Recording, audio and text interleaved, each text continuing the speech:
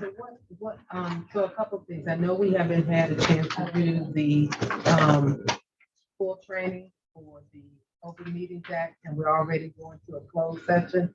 I said to Denise that, under normal circumstances, I really wish we had had more time to advertise for this, because it's in the same week, but we're gonna call this, and it is sort of an urgent situation because the ACC can't get completed for the training until you all do this. What you see right here is a running show, just to kind of help you know what the chairman is going to be doing to move from open session to closed session. And so in the open session, you all are going to be required to talk about the criteria that you are going to use for the individual, the criteria of what you're going to do to make selections for the people that you're going to look at with the resumes. That has to be done in open session because it's not individual. You will be able to go and fix this into closed session to talk individually about individuals. You cannot say anything else. You can look at it and you can talk about each of those individuals. Any comments, no general comments can be made once we go into closed session, because we have to stay within the scope. We're going to vote once you've had those and decide.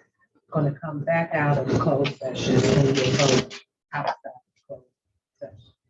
Okay. Yeah, vote again and they'll just announce the vote. Yeah, they're going to, well, actually, prefer they just vote it outside and not vote inside to make the selections and something. We can do it if you don't think it's something. Oh, I don't know, I was gonna. Yeah, you can. I just rather you talk about the individual and then come back down. I think so. Yeah.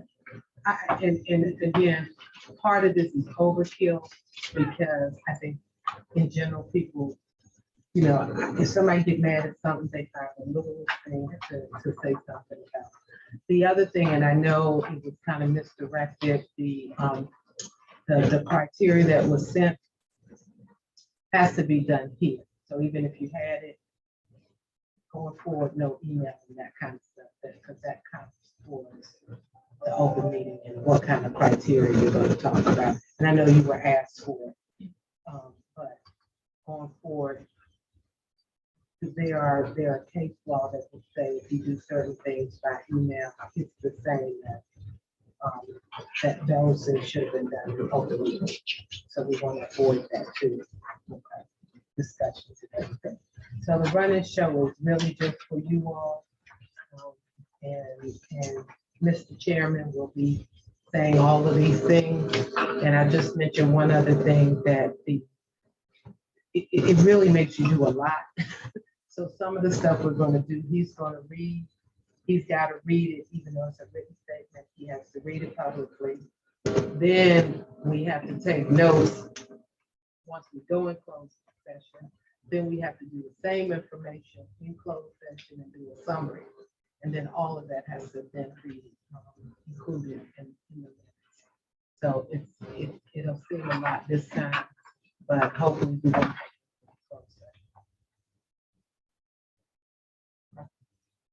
So, just like the paper cut.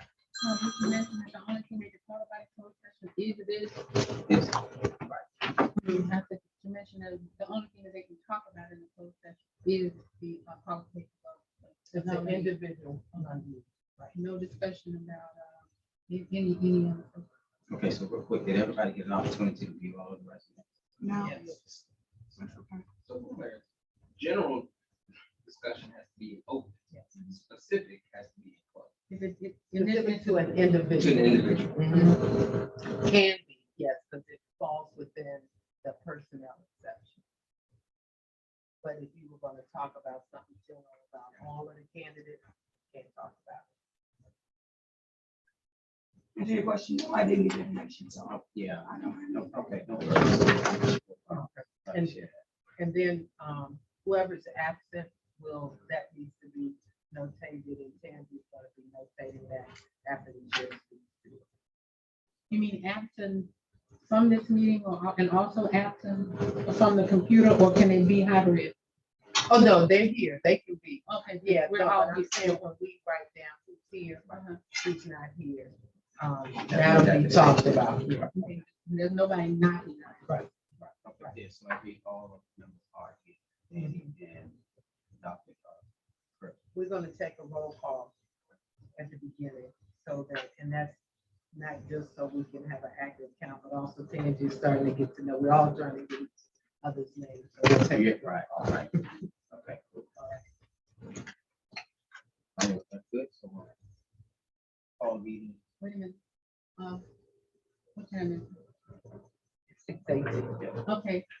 Ashley, let us start the report. You are doing something. There's nobody here but us. Right. I didn't let it, there's nobody here but us. Somebody wait. Yeah, Okay. Does she need to restart? No, she doesn't need to restart. yeah, there's nobody here but us. But it's recorded, everything we say. Right? Yeah. Yes. Okay. Call meeting. Let her say something. We went next. We call the meeting to order at what time? 6:18. Meeting is called to order. There's nobody in There's there. nobody to Nobody bring else. in. Okay, I'm talking about the. No, there's There's nobody. Nobody. Yeah. She'll bring them in as they come. And then, actually, you'll let us know if we get something in the chat. Okay, thank you. Please, can you, if she raises her hand, let us know. Okay. Thank you. So we're going to, on the minutes, they're being prepared for approval. So we'll table that and bring that back up. For the minutes from the last meeting.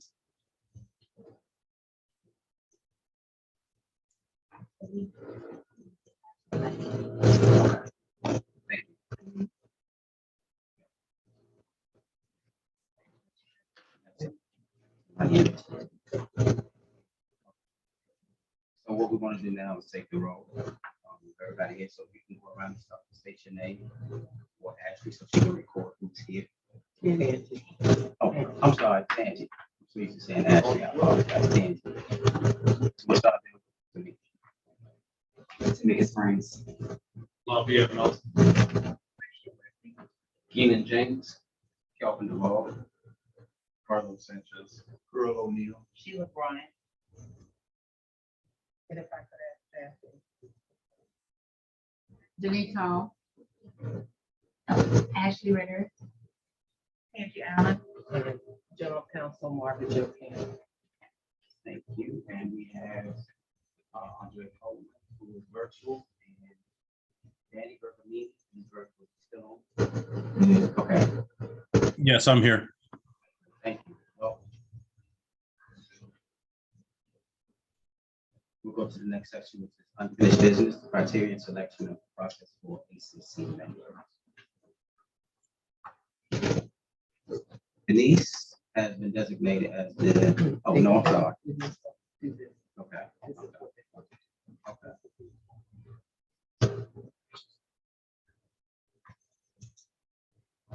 All right, so I know that Mr. Melton, I apologize if I call you by your last name, I remember that, but I'll get it out. So I know Mr. Melton said something, but we were talking about what the criteria should be when choosing the member for the ACC, and kind of went home with that. So thank you for sending that out. I know you had said some things too. So we kind of want to discuss some very small points, what we think that the criteria should be for the new ACC member. We can go around kind of brainstorm just a little bit more about that. If we can kind of just narrow that down a little bit. First, again, I know Ms. French, you did not get a chance to review all of the resumes. And that's, everyone else get an opportunity to review the resumes and make a selection. Yes. Dr. Coleman, did you get a chance? You can just take it in if you did. Did you get a chance to review the resume? Perfect. Yes, clarity, I didn't receive the resume. So I couldn't review it. Okay. Clarity. So, can you ask her, will we be able to send that to her again? She did not receive the resume. Okay. All right. But also, if we could talk a little bit louder. Okay. Any better? Well, Okay. couldn't really hear that. Okay, my apologies. I'm not used to yelling at people, so that's what that is. Okay, so we'll make sure you try to get that to you. So, Denise, would you send this print to, okay, thank you so much. So does anybody, want to start? You want to go ahead and lead with what you think from the list that you sent? What do you think, like, maybe the top two that you think you're concerned about? In terms of top two resumes? No. Criteria. Yes, sir. Okay. My apologies. No, it's fine. I really think it's important for the research investigation. Fact gathering. I kind of put them in the same bucket. I put those in the same bucket, research, investigation, fact gathering as an explicit skill. Okay. And the second thing would be the good communication. Okay. Okay. Yeah, like that. Anybody else have something? I think past experience, community involvement, community participation, Like in various ways. And is it, I think it's my understanding that an elected official cannot be a member. Was that correct, Denise? An elected official? Yeah, that's been weeded out in Right. the application process. Anybody in Forsyth County elected as an official people. So there's one. There is one. Joe, could I say, He's in the say, because like she said, somebody In what city? in Greenville or something like Yeah, City Council of Greenville. I can check. So that little, that's where that. that. You got it, yes, Brian. Well, that application shouldn't come to you at all. Okay. So community, I'm sorry, what was the two you said?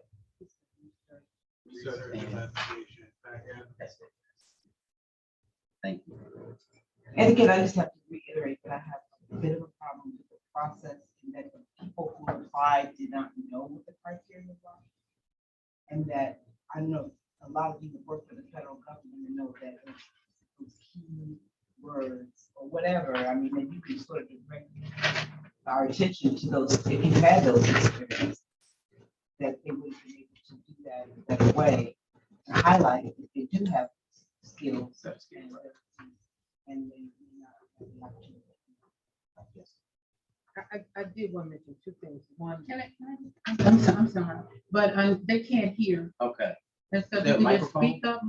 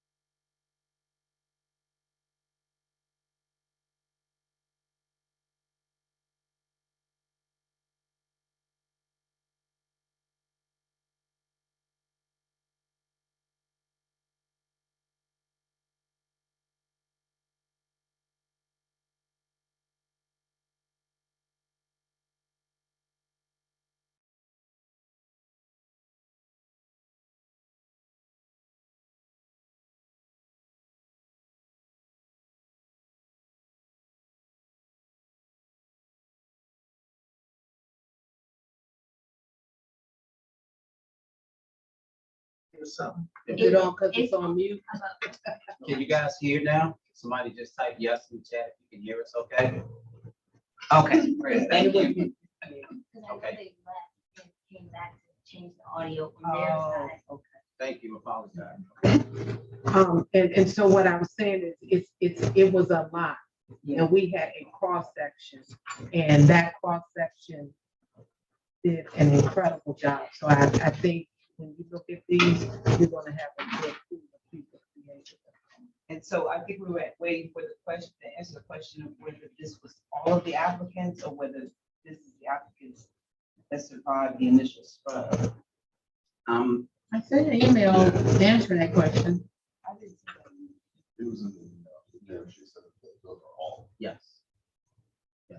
So I think we should trust that part of the process of selection. I think we all went through that same process as well. So I think that this process will work for 15 that we did see. Again, so right now, can we just really just kind of focus on what we want to see as far as community fact gathering, community fact gathering, communication, some other criteria in what we're looking for. And I think it's it. Time and commute in Prince George's County.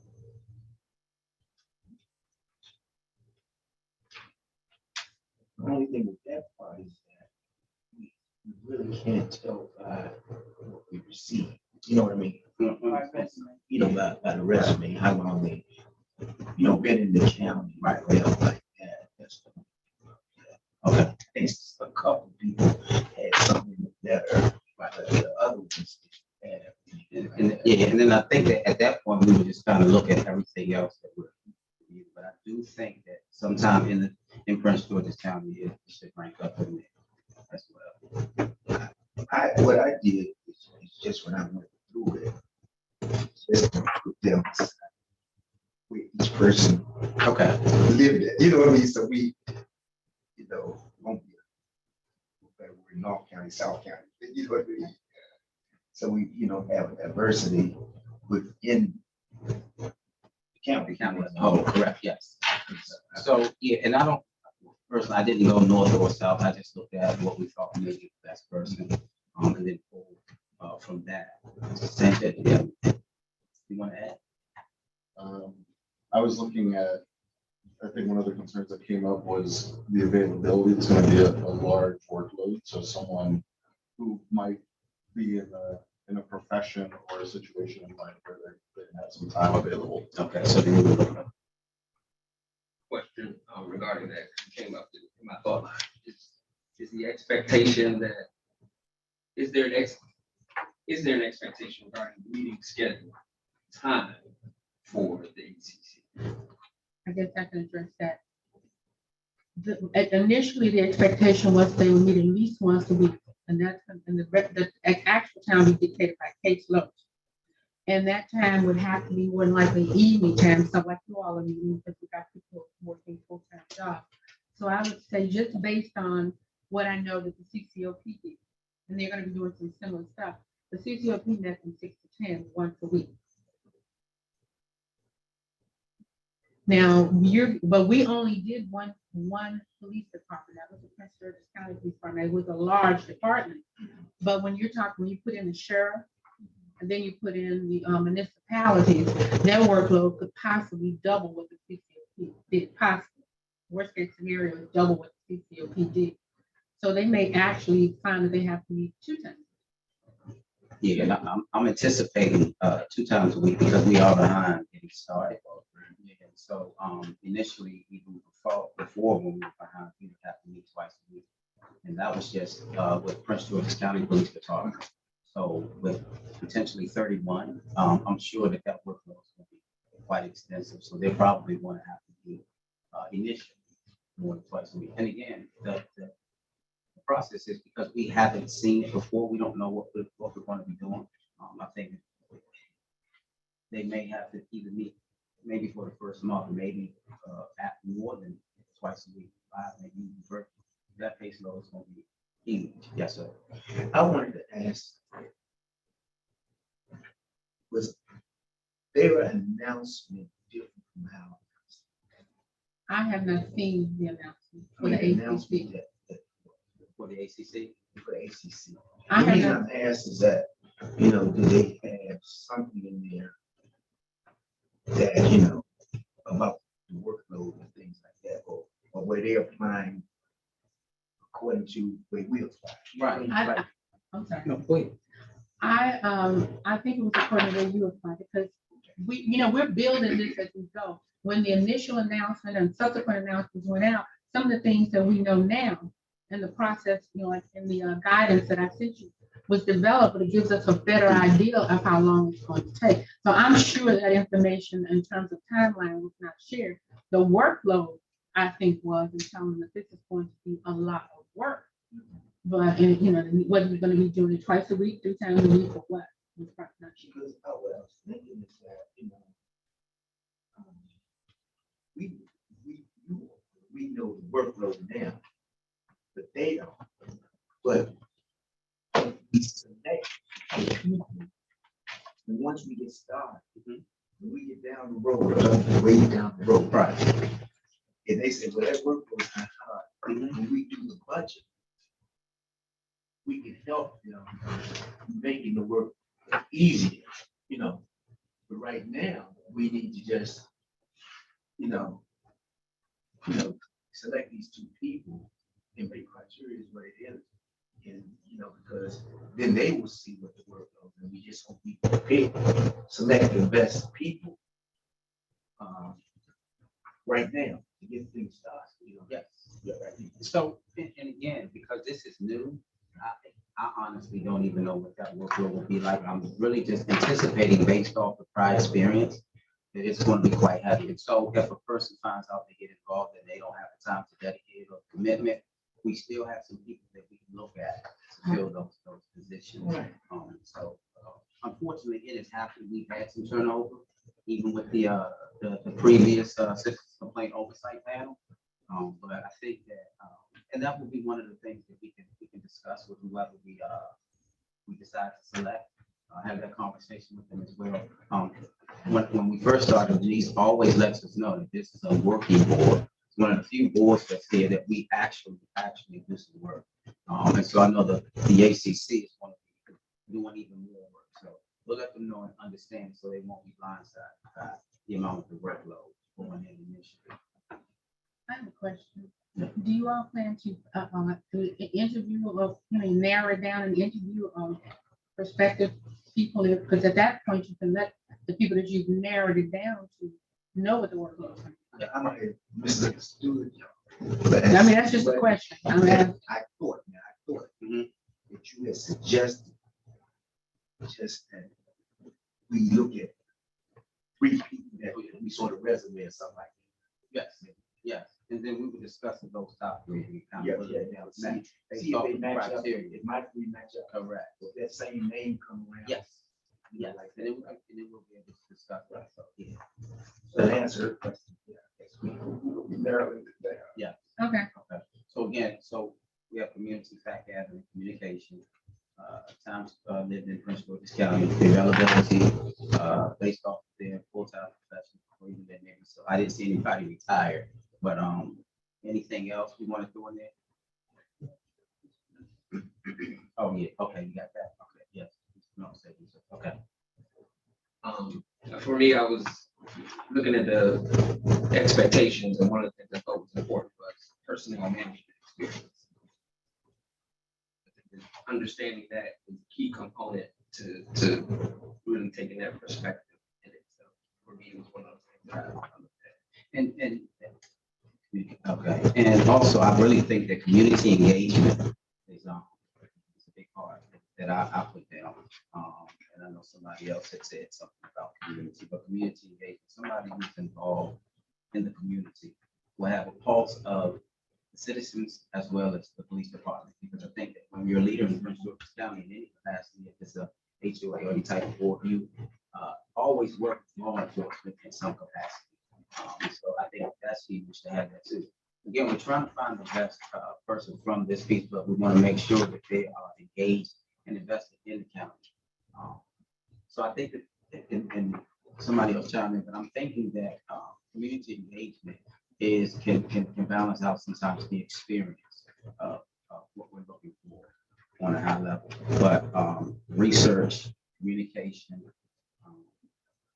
those things are big. So What else? So far, everyone.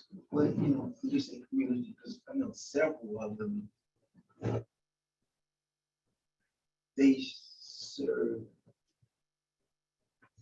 on this little towns, you know, advisory committees like this. A couple of them was on there, you know, on the committee. So that would be good. You like to say, to see what else they're doing in the community, right? The only thing about, maybe we're at the workload. I just think that it's just like us. You apply for a job. And we really didn't know workload. You know what I mean? So when we do workload, I'm saying that the persons that we choose or whatever, when they put their name in to apply, I don't know if they thought it was just he can then come here, but they gonna have workload. Right. You know what I mean? So we can't judge them on it. If we get too much for them, they can quit. Well, that's right. You know, that means So I'm thinking that anybody that is applying is very passionate right about doing the right thing. And so I want to give them that they're passionate and they understand.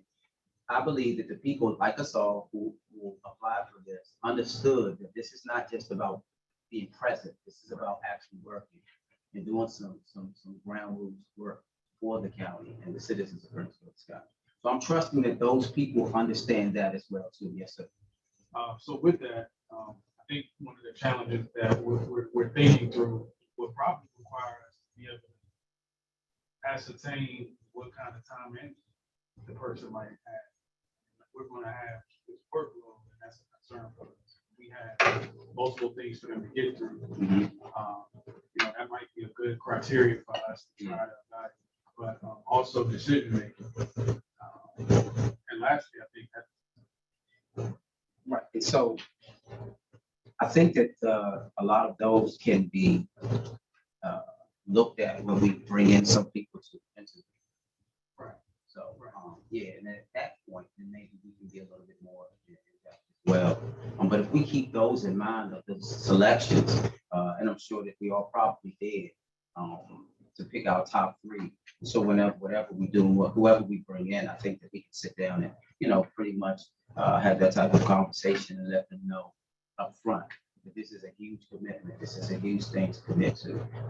And again, like we didn't even know that we were going to have to start meeting twice a week from the first meeting. But again, I just trust that these people are passionate enough to say yes. But we'll see. Yes, ma'am. So, with regard to ethics, for us, I know we've been through an extensive vetting process. You know, all of the things that we have did. These people were invested kind of process. So, once have they already done that, or? Yes. Yes. Okay. Can you clarify that? Yes. I'm not I'm trying to understand what, I understand your question and I heard a yes, but I don't know what the yes is checking off. To vetting. To me, what? The same process that we went through. All right, so at this point, like they've gone through with Background background and all those things. All Yeah, right. yeah. So I want to make sure. And references and all of that. Yes. This question might be on the question.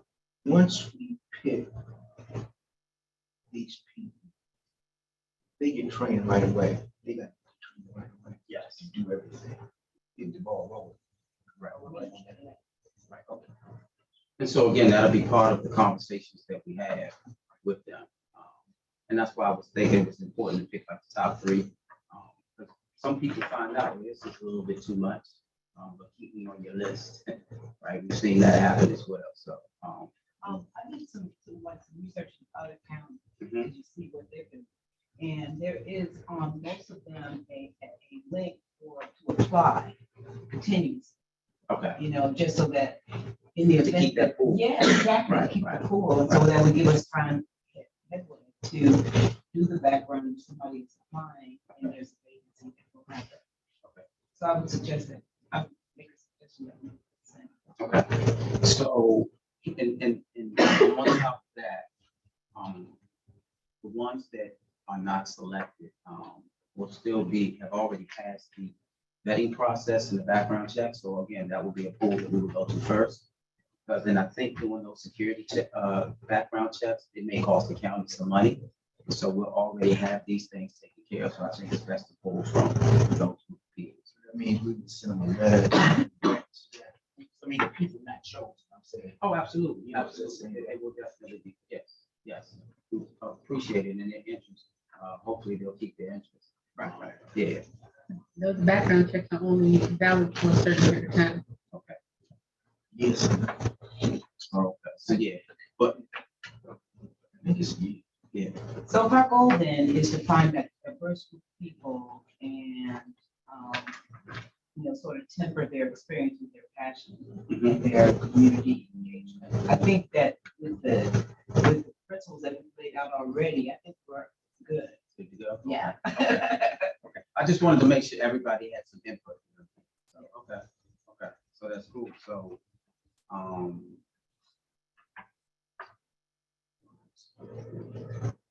okay, so far we have, and you have, look, I took 6 to 10, 35. Okay. Right, and it'll be difficult. I was just trying to write down the most important, I think. So, okay. So at this point, I guess it's time to discuss each person's choices. We have to go. Oh, yeah, I know. I just wanted to make sure at this point, is there anything else? Okay, so now we're going to go into closed session. And where else? Denise has been designated and has taken open meetings act training and that she is in attendance. Denise Hall. Marva Joe has also completed the training. Oh, Will, I didn't. Okay, that's good. To take the training, and also the additional members of the Police Accountability Board may also be designated to take the training. Although not, And it may be helpful, so if there's anybody interested, if you can let us know. So that we can okay, although it's not required, we will include a comprehensive checklist regarding compliance with the requirements of the Open Meetings Act in the minutes for today's meeting. Mr. Chairman, I just want to explain that the way that the Open Meetings Act is set up, you are required to designate someone for training. If that person is not in attendance, you have to do a compliance checklist. I've asked the chair if and Denise that we do that checklist anyway, because I think it's a good way to make sure we've done everything we need to do and to include that in the minutes. Extra. Okay. Okay.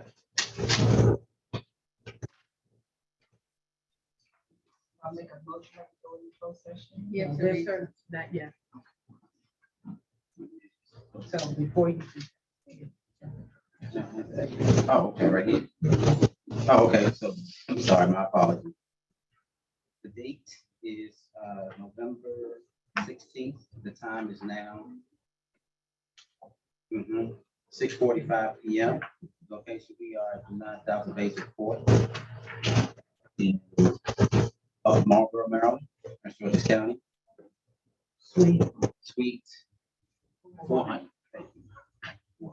One other thing, because this is real new to all of us, what the chairman is doing now is reading a closing statement that has to be read prior to closing. In Suite 400. Anyone motion? I so move as we go into closed session. Any second? And so it is. If you can, I'm State your sorry, name. state your name Okay. because they're taking notes to make sure. Oh, Okay, Sheila Bryant moves that we go into closed session. For the purpose of. Sorry, for the purpose of discussing individual candidates. Girl, will second motion. okay. Each member will now state whether they are in favor or opposed or abstain from the motion. Starting with Ms. Spring. In favor. In fact, In favor? In favor? I know I'm a no. Can you do it again? Say your What's your name? name. I forgot. Springs. In favor. I'll be in favor. March. I'm sorry. Keena James in favor. Kelvin Duvall in favor. Carlos Sanchez in favor. Girl, the other day. Sheila Bryan in favor. And also. Ms. Andrea Coleman in favor. Daniel Vergamini in favor. Thank you. The motion passes. Wanted to close. Okay. Oh, wow. Okay. Yes. Sorry. Okay, and then I'm gonna ask you, can you stop the recording? And No, then no, no. restart it later? No. You Yeah. have to read this. Yeah. Meeting is being closed pursuant to section 3. I'm sorry, let me put my glasses. Personnel matters accepted, which states to discuss the appointment, employment, assignment, promotion, discipline, demotion, compensation, removal, resignation, or performance evaluation of appointees, employees, or official over whom it is public body has jurisdiction or any other personnel matter that affects one or more specific individual. Reasons for closing the meeting: applicants to fill 2 positions on the Administrative Charging Committee and to review and discuss the application of each individual who submitted information for the PAB for consideration. I will be signing a closing statement pursuing to me being the chair of the Police Accountability Board. Closing statement will be included in the minutes for today's meeting. And a closing summary will also be included in today's meeting. The following meeting is the following, oh, I'm sorry, the PAB returns to, the PAB will return to open session and record the vote of the 2 appointees for the HCC. No, you stop. Oh, now you. Sessions. I keep trying. I would have to turn on. Just let us know when it's ready. Okay. Time 7:33, back in 7 in open session. The Police Accountability Board panel took a vote on deciding the top 3 candidates so that we would interview the top 3 candidates, reviewing the resumes of those top 3, of the candidates that applied for the position. We chose the top 3 to interview process moving forward.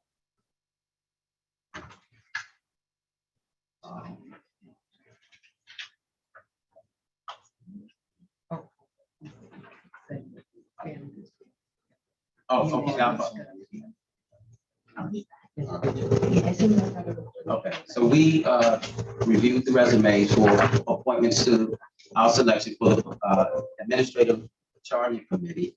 And so we discussed the 3 candidates to find. I'm sorry, we discussed all 15 candidates. And out of the 15, we looked at each candidate's resume. And we chose the top people that we thought would be the right people to be interviewed for positions to be placed on the Administrative Charging Committee. Yes, sir, Mr. O'Neill. Thank you, sir, for the 2 positions of the Administrative Charging Committee. Thank you so much, Mr. O'Neill. But I would like to, at this point, I would like to see if it would be okay to take a brief break. If anybody can motion. Okay, a second. Okay, so we will, any against? So if we could take maybe a 10-minute break, would that be okay? Okay, we'll be back. Thank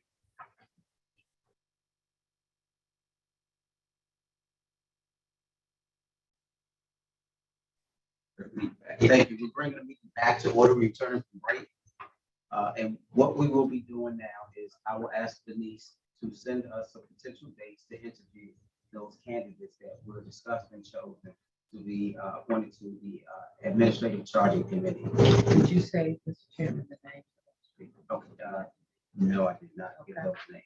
Let me give those names. I'm sorry.